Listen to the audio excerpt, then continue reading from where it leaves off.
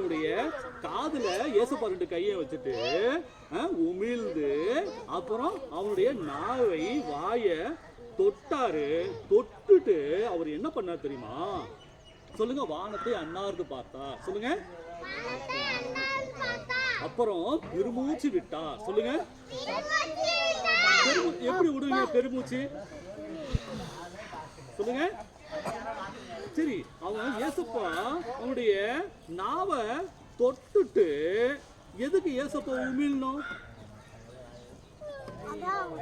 சொல்லுங்க.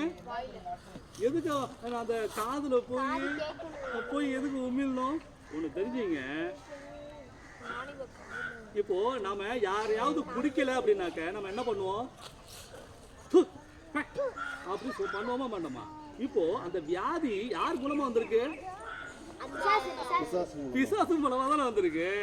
அப்போ ஏசப்பா உமிழ்றாரு, எச்சு துப்புறான்னா அவ யாரை பார்த்து பண்ணிருப்பாரு? அப்ப என்ன பண்ண? எச்சு துப்புற அவன் ஓடியே போயிடுவான். அவனுக்கு அவமானம் தானே. அப்படின்னு துப்பணும்னா அது அவனுக்கு யாருக்கு கேவலம்? பிசாசு தானே கேவலம். அப்போ ஏசப்பா அவனுடைய நாவை தொட்டு உமிழ்ந்து எச்சு துப்பி அதுக்கப்புறம் அவர் என்ன பண்ணாரு? வாயில கைய வைத்தாரு, வானத்தை அண்ணாந்து பார்த்தாரு, பெருமூச்சு விட்டாரு. அப்போ கடைசியா ஒரு வார்த்தை சொல்றாரு. சொல்லுங்க. எப்பத்தா எப்பத்தா எப்பத்தான என்ன தெரியுமா? சொல்லுங்க. திறக்கப்படுவாயாக. எப்பத்தான என்ன? திறக்கப்படுவாயாக என்ற அர்த்தம். அப்படி சொன்ன எப்பத்தான் சொன்ன உடனே அவனுக்கு என்ன ஆயிடுச்சு? நாவின் கட்டும் வாயில் கட்டும் திறக்கப்பட்டுச்சு. சொல்லுங்க. ஜோர கை தட்டுங்க.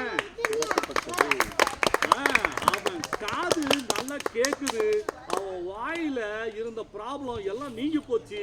அவனுக்கு இருந்த அந்த ஜொல் ஊத்திட்டே இருந்துச்சுல்ல, வாய் காணிக்கிட்டு இருந்துச்சுல்ல, அது எல்லாம் சரியாயி ஒன்னாயி அவன் செவ்வையாய் பேசினான். சொல்லுங்க.